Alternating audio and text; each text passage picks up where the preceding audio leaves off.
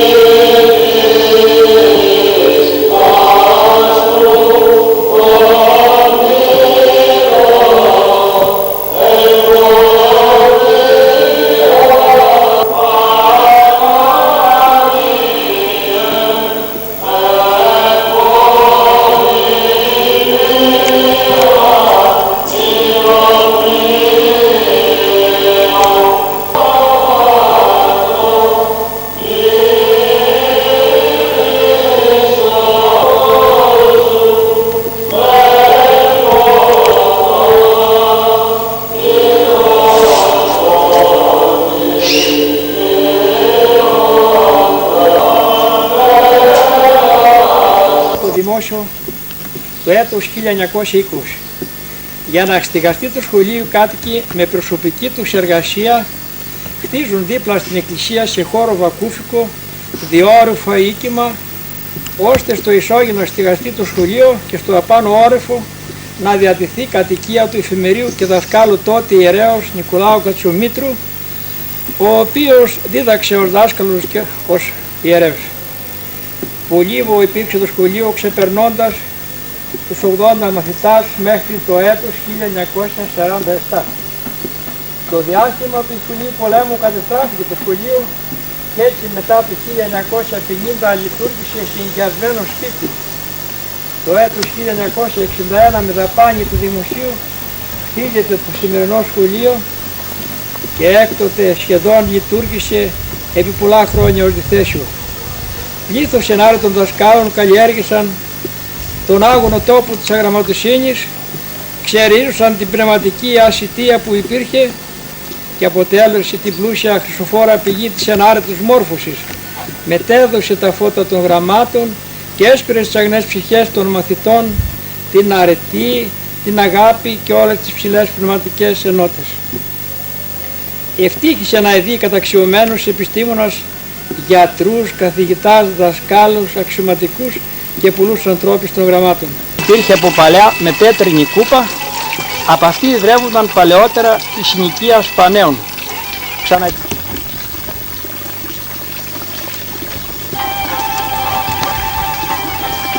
Καλησπέρα σας. Καλώς. Τι κάνετε? Μια χαρά.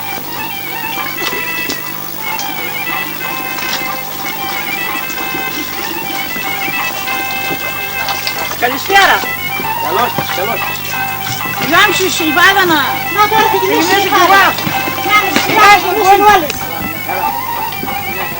Καλησπέρα σας. Τι κάνετε?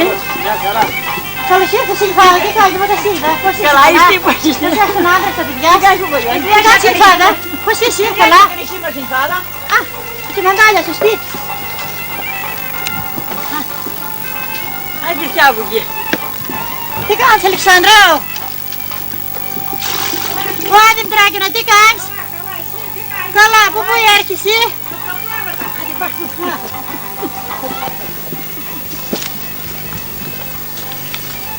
Ανάθω να σε βοηθήσω. Πάρ' την τρουβά. Να σε βοηθήσω να σπάρω τον τρουβά, κάψα λέω ξεκουράστηκες. Άντε και εγώ. Καλησπέρα Αλεξάνδρα. Τι κάνεις, Καλά, πώς είσαι? τι κάνεις με Ευαγγέλμα? Καλά, τι κάνεις κυρά? Καλά είσαι? Καλά, καλά. Πού διέρχεσαι τα πράγματα τα κουράσουμε. Πάρτε τα πρόβατα. Τα σκάρια τα διάρκεια βιβλιά εγώ δεν μπορώ. Μου βαριάει βαριά. Θεωρήσαμε σκόπιμο να εξοικονομήσουμε παλαιά ξύλινα δοχεία, ώστε να δείξουμε τον τρόπο με τον οποίο προμηθεύονταν οι κάτοικοι παλαιά του νερό, μεταφέροντάς το με βαρέλες και φυκέλες για τις ανάγκες του Πήρες και σπιτιού. τα ξυλάκια. Πώς είναι την πράξη καλά? Καλά.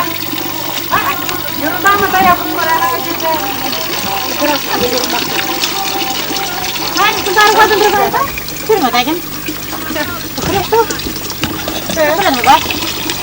Να το με πας? Κάνει να πιω. Περίμενε. Από πάνω δεν παίρνουνε. Περίμενε, τελειώσει πρώτα το θερμός και μετά. Το μινεράκι, αυτή βρύση. Έχει νεράκι ακόμα αυτή βρύση. Τι έρχεσαι Αλεξάνδρα, θα τελειώνουμε εγώ τι φτάσουμε. Εγώ πάρω και τα εγώ με θέλει και να πει νερό.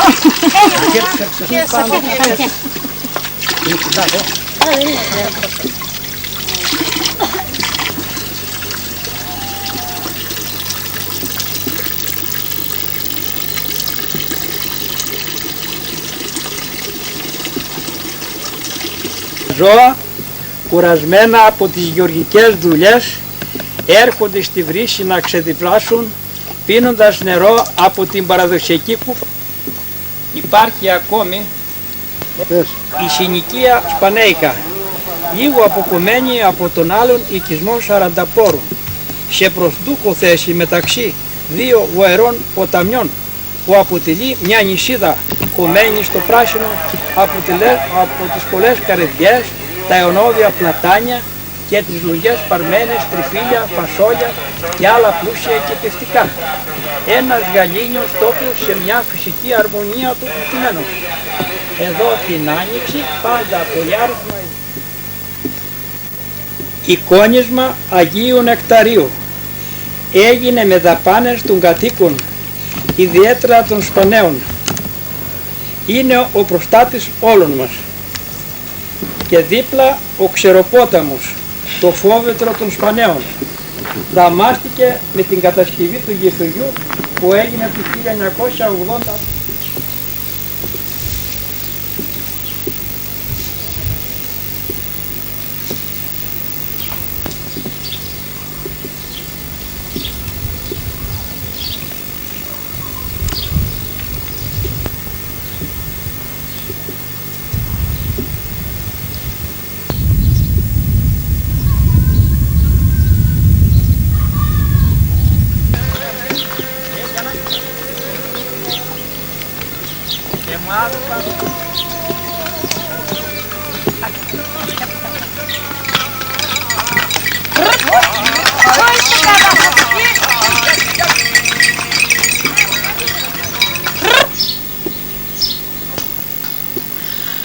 Το Λαυροφικό Μουσείο που φιλοξενεί βασικά ιστορικά ενδιαφέροντα, ενδυμασίες, παλαιές κάπες, πλεκτά και έργα του εργαλείου, παλαιά έργα ξυλογλυπτικής, ρόκες, φουντίλια, πρωτόγονες, συγκοινιακές τάβλες, στροβιά, επιτραπέζια, σκέρβη, ξύλινα, κουτάλια, καυκές, κουτάλες, γεωργικά εργαλεία, είδη μαγειρικής, ξύλινα ρουκεία, εργαλεία, παλαιά σκέρβη, που καθένα από αυτά κουβαλά πάνω του μια παλιά ιστορία και αποτελούν ζωντανές αποδείξεις για τον τρόπο εργασίας και τον τρόπο ζωής των παλαιότερων.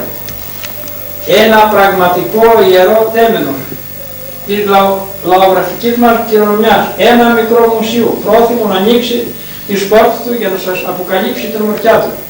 Στο ίδιο οίκι μας στεγάζεται και η βιβλιοθήκη, μοναδικό βάθρο που ήταν τόσο αναγκαίο σε ένα χωριό που έχουν οι απλοϊκοί κάτοικοι ανάγκη από μια πηγή ενάρετης μόρφωσης από φωτισμένες και υψηλές πνευματικές βοήθειες. Διαθέτει μια μεγάλη συλλογή από πολλά ασθενικά, γεωργικά, μορφωτικά, εγκυκλοπαιδικά και λαογραφικά βιβλία. Όλα αυτά συμπληρώνουν τον πλούτο της μικρής βιβλιοθήκης που εντυπωσιάζει με τη θαυμαστή συλλογή των εκθεμάτων. Είναι δημιούργημα του Συλλόγου των Αποδήμων.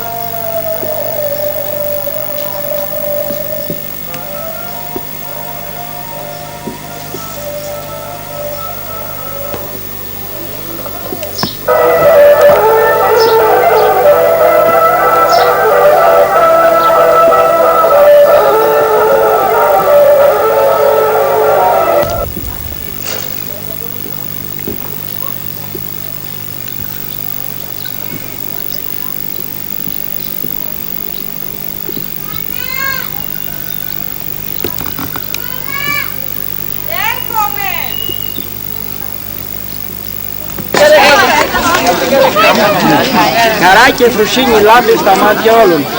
Στιγμές που δείχνουν τους αναμορίες μεταξύ τους. Γεμάτη πλατεία πόλης, με συμμετοχή όλων των κατοίκων.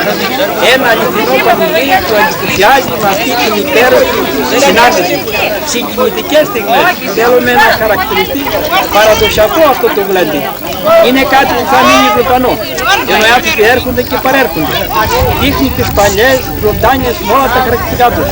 Οι γεροντότεροι στο χωριό να θέλουν να ξαναδώσουν ένα μέρος από τη γη τους για να στηρίξουν και να ξαναδονέψουν όσο μπορούν το χωριό που αργοπεθαίνει και να δώσουν την παλιά ζωή σε αυτό.